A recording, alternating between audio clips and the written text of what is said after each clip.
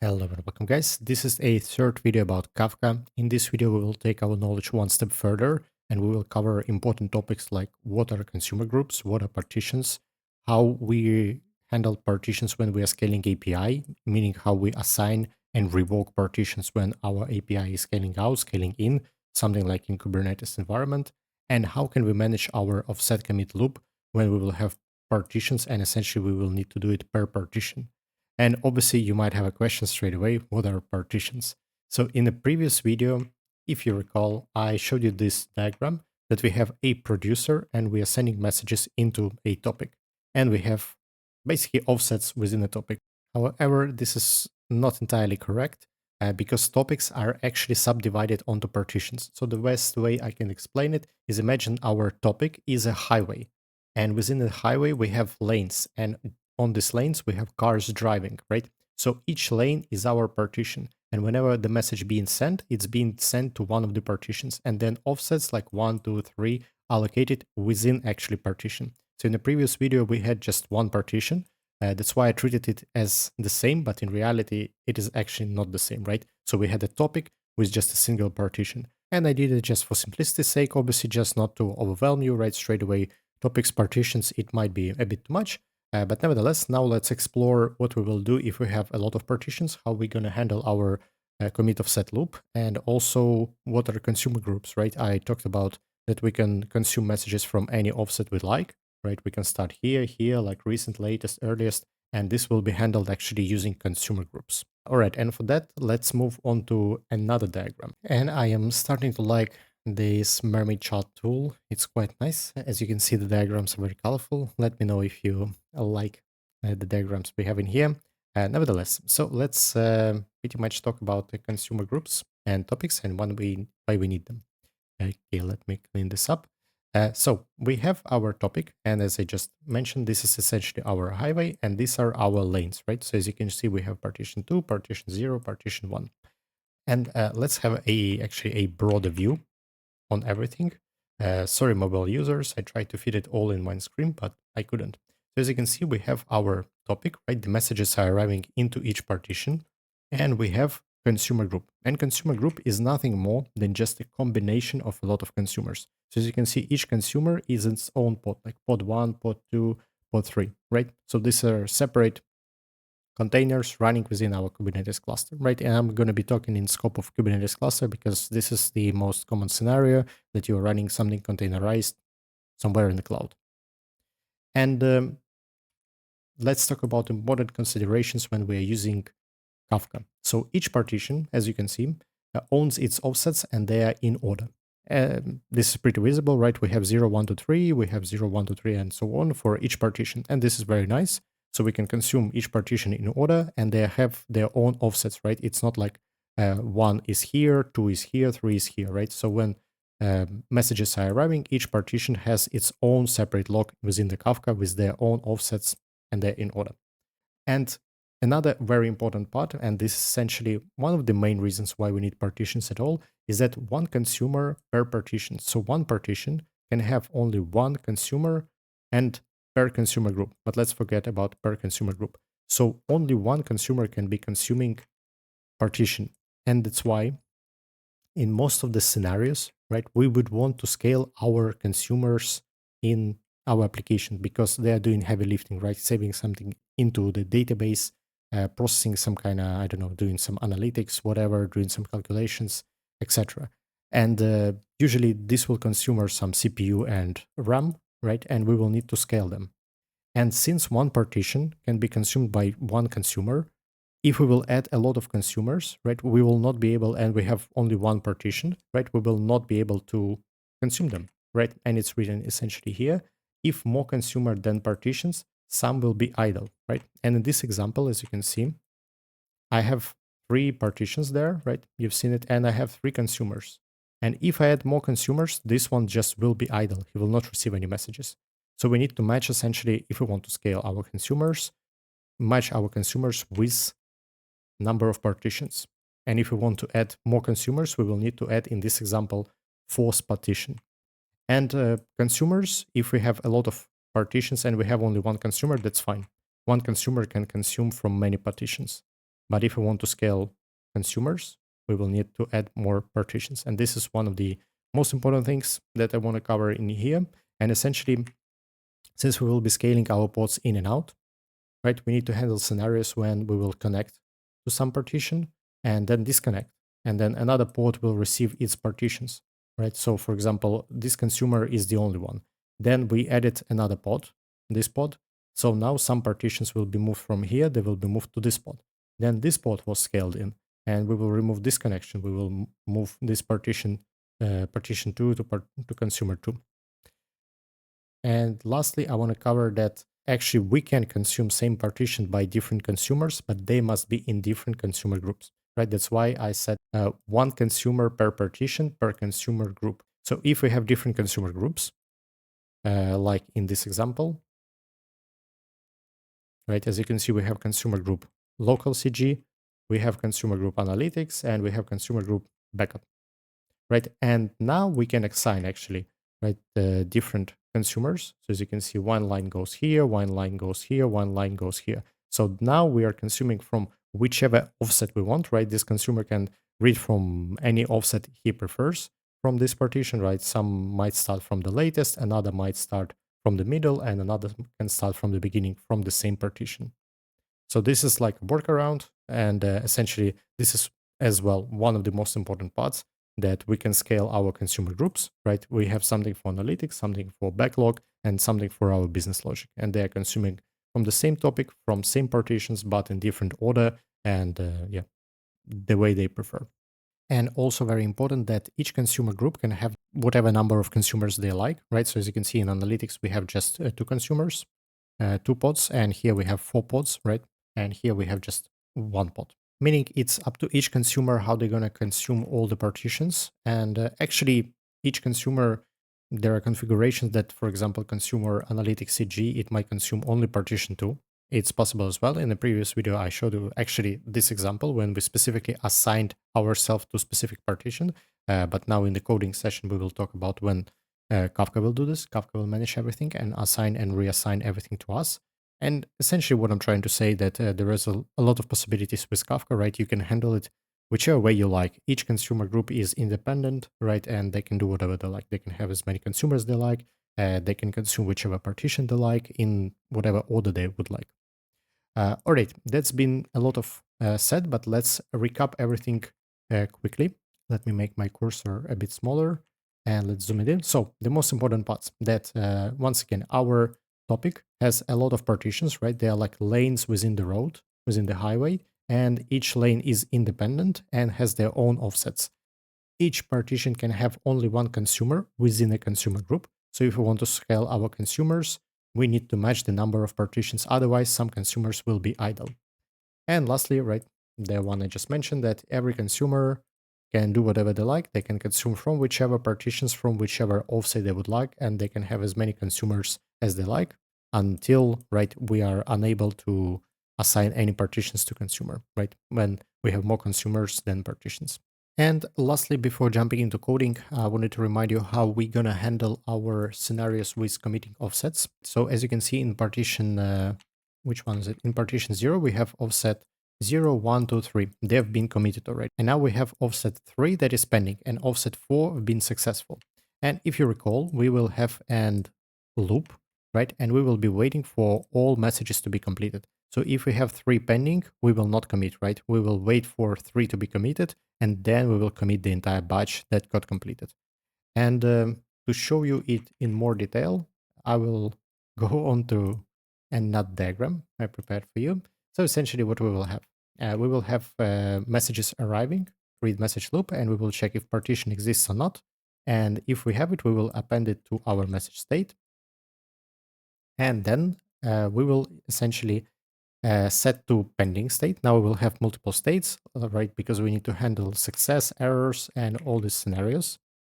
So then we will process into database this message, and on success or on duplicate, if it's already exists, we will mark it as success. Otherwise, we will mark it as an error. And this is quite important as well, because errors, we need to mark them somehow as well, right? And commit to the Kafka. Otherwise, the entire commit loop will be stuck. And then we will be waiting for commit loop. And sorry, about the errors, we can handle them the way we like. We can send them to that letter queue, to some kind of DLQ. It's up to us, but we need to mark them in some status, right? Previously, we had just true and false, but now we will have essentially an inup, and we will treat them differently, right? So we will have pending state, we will have success state, and error state. And lastly, we will wait for commit loop. For now, I set it to 10 seconds. We will find latest to commit, and we will essentially go through message state and check which are successful or in error state, meaning they have been completed. We will delete them from our state, delete the soft state from our state, and continue scanning until we found at least one that is in the pending state. And once we found something in the pending state, it means that we found last to commit offset, and essentially this offset will be committed to Kafka. And so on and so forth, based on some kind of ticker timer, right? As I mentioned here, this will be 10 seconds timer. We will fire this commit loop and check for messages we want to commit. And in this video, we will add this loop and state management logic into each partition, meaning previously we had just one partition and we were storing the entire map inside of the consumer. And now inside of consumer, we will have partition ID. And within this partition, basically we will have a map with a key partition ID. And inside of it will be another map with state management. And it will have on the struct all the methods we have right now on a consumer. And lastly, in this video, I will be just going through my code. If you are curious of all the changes, you can compare Git branches. I will attach the initial branch and the final branch, so you can compare them for yourself, and let me know in the comments down below if you prefer this type of explanation from my side. All right, let's jump into coding. All right, so as we discussed just now we will have basically the same consumer, right? Consumer didn't change. We are storing just Kafka consumer ID topic. We have is ready channel to make sure that we are running our consumer only once it's ready. We have our message channel with our message. We have exit channel for cleanup, and we have our state. But previously we were storing all the offsets directly here, but now we added a partition state, and this is the main change, right? That what we discussed just now. So let's have a look at the main actually juice. Now all the core will be in a partition state. So here's, well, we have just ID topic, basic information, and now the state that was previously in consumer, now it moved to partition state, right? So now we have mutex, and now we have map with offsets and message state. And message state is also, I've created, previously we had just a boolean, but now I'm having like a pending, success, and error, right? And this is IOTA. If you're not familiar, right, it's just an integer. And as you can see, like pending is 0, success message is 1, and error message is number 2. So it's just adding one by one. We don't need, since in Golang we don't have enums, this is a common practice to use just integers. Obviously I can assign them to strings, but we don't need that here. We can just use integers, which is going to be more efficient. Nevertheless, let's have a look at partition state. So previously we had commit offset loop in our consumer, but now it moved here. And pretty much everything is the same, right? So we are determining the latest offset we can commit. It's pretty much the same like we had before, right? Nothing special here. The main logic is here. Previously, we have just validations, making sure that offset is the valid one. And basically in the loop, we are running from latest committed to the max commit we received from Kafka. And we are incrementing one by one. We are making sure that they exist. And if they exist, we are looking for the ones that are not pending, meaning they are either successful or errored. And then we are removing them from our state because we don't need them anymore. We can commit them. And then we are essentially looking for the first one. We are continuing here, right? And then we are essentially finding the first one that is pending. And the first one that is pending, we are breaking out of the loop, meaning this is the first one we are going to commit Kafka to, right? In Kafka, we need to commit n+1. I explained this all in the previous video. You can check it out as well. Nevertheless, the logic is all the same. So we are determining the latest we are able to commit. And then pretty much we are committing it to the Kafka. And then we are updating our current max received and latest committed. And here I'm locking because for logs, right, I was having race conditions here because I was accessing ID and state. Nevertheless, in production, obviously, you can remove this, right? We don't need this. Overall, this is pretty much it from partition state. So essentially, we have map within a map, and all the stuff which was related to committing, determining offsets that was in consumer now got moved here. But important stuff now was added to our consumer as well, because where is the new consumer? Now when we are creating consumer, I returned back the subscribe topics. Previously we used assign because we knew exactly which partition we're going to use, right? We had only one partition. But now we are using subscribe topics because essentially we are returning control back to Kafka. So Kafka decides which topics, which partitions we are receiving. Which partitions only. And here we added a rebalance callback. As you can see here, we've added another property to rebalance enable callbacks. And now whenever rebalancing happens, Kafka will automatically trigger this callback. So let's have a look in this callback. We are receiving event, and based on event type, we can receive assign partitions or revoke partitions, and it's self-explanatory what each does. So essentially, based on the event type, we are triggering either assign partitions or revoke partitions. And let's have a look. So in assign partitions event, as you can see, we received a slice of partitions, and essentially then we are getting latest committed offsets for each partition. Right, we are providing these EV partitions, the slice, and in committed, as you can see, committed retrieves committed offsets for the given set of partitions, because we don't know which is the latest committed offset, right? It might be not the beginning, right? We are starting, most likely, all the time we will be starting somewhere in the middle.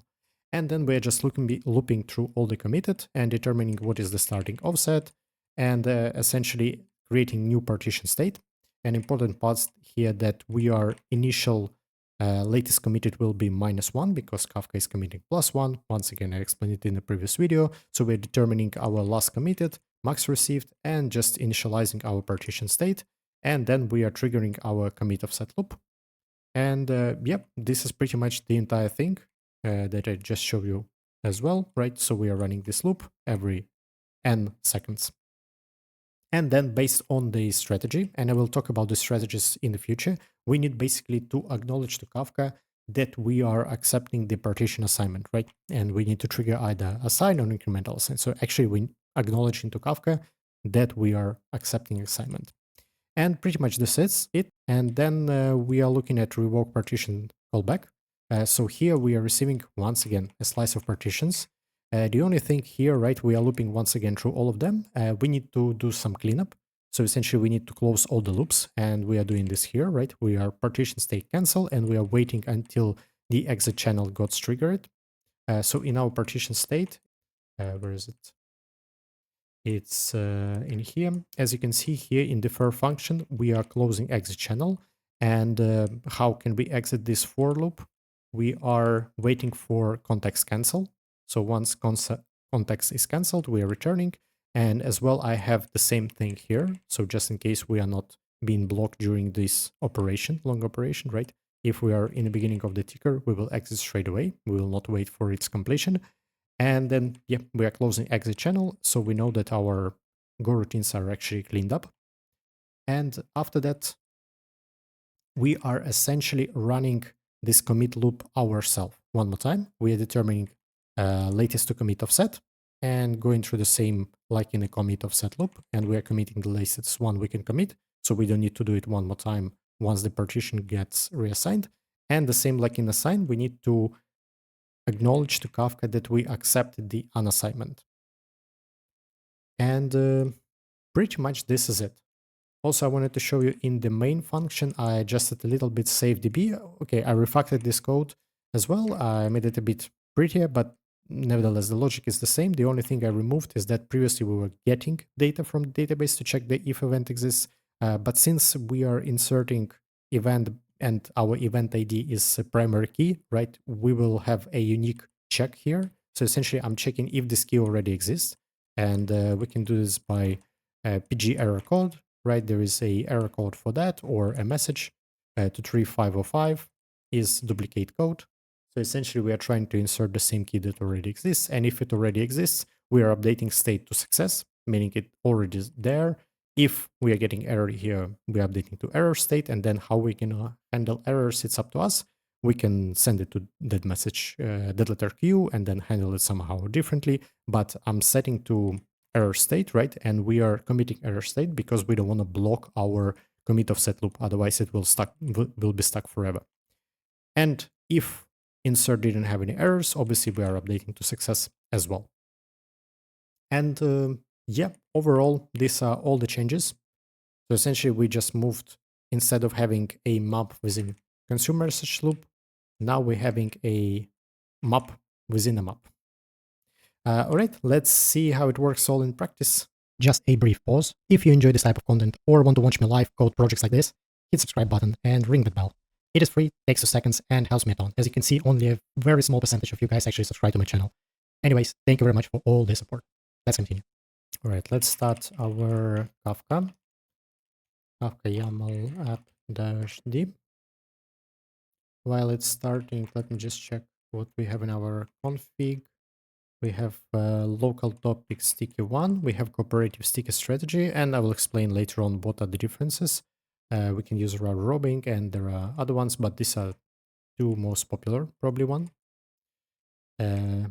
All right, so Kafka is running, and now I should have make partition, and I will allow it to run for a bit, and then we will check what is happening there. All right, let's have a look. So first of all, as you can see, we got a confirmation that partitions were assigned. We got 0, 1, 2, 3, and we were starting offset from the beginning, obviously, because this is a new topic. And we will restart it now to see that it's actually working. And let's have a look somewhere in the middle. So as you can see, we have a partition 1 with the state 4, 1, 5, 1, 6, 1, and 7, 0. So what does it mean? So the 4 is the offset and 1 is value. And as you remember, in message state, I showed you that essentially we are storing the values, right? So success is number 1, error is number 2, and pending is 0. So we got here 4 is completed, 5 is completed, 6 completed, 7 not. So let's have a look in our, we are getting like static commit loop. This is for partition 0. Let's look for number 1. And actually it's running at the same time. So as you can see, from partition 1, offset 4 was removed. Then from partition 1, 5 and 6 were removed. And yep, and then we essentially, where is the partition 1? We committed offset number 7, so we are committing n+1, and in our state remained 7, 0, 7, 0. And pretty much this is going to be the same for each and every one.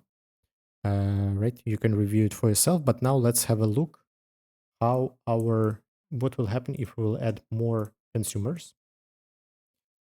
So let me have a look at our make file. How did I name it?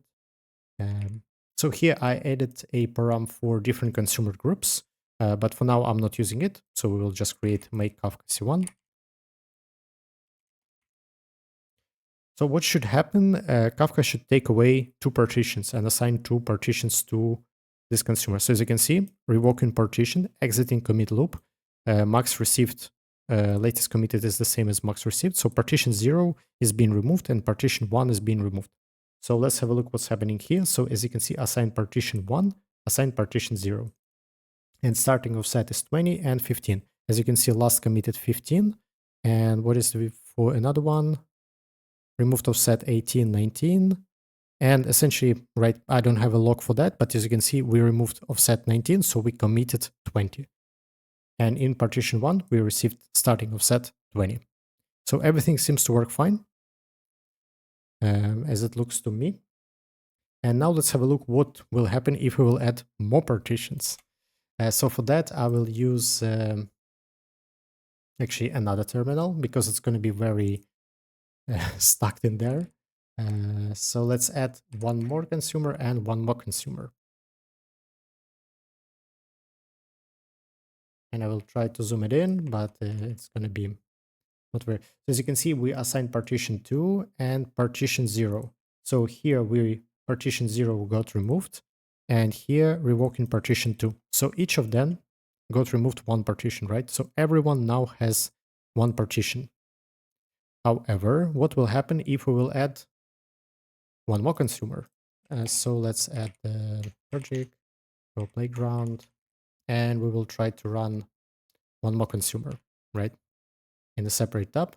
And as you can see, it's essentially it will be stuck in this loop forever because we can have only 1 consumer per partition and we have 4 partitions. Let me move it in here. And now if I will terminate one of them, let's assume we will terminate partition 2, right? Let's terminate it. Terminate. And yeah, let me move it somewhere here. Sorry, it's getting a lot of terminals, but nevertheless, you'll get the idea. I will place it here. And it might take a while before Kafka realizes that we are not, that basically consumer got disconnected. But it should assign partition 2 to this consumer. Let's wait for it. All right. As you can see, partition 2 got assigned. And already we had some messages, which obviously I terminated just abruptly, right? We didn't make any cleanup. And as you can see, we got all the offsets which were not committed. And now we are essentially committing all of them, right? Starting from 30, all this partition, and we are committing offset number 39. And now we are receiving new messages, which looks awesome. So now let's have a look at, basically we already seen revoke partition, but what will happen if we will terminate some partitions? We will terminate our consumer, our producer and one consumer. All right, let's wait for rebalancing.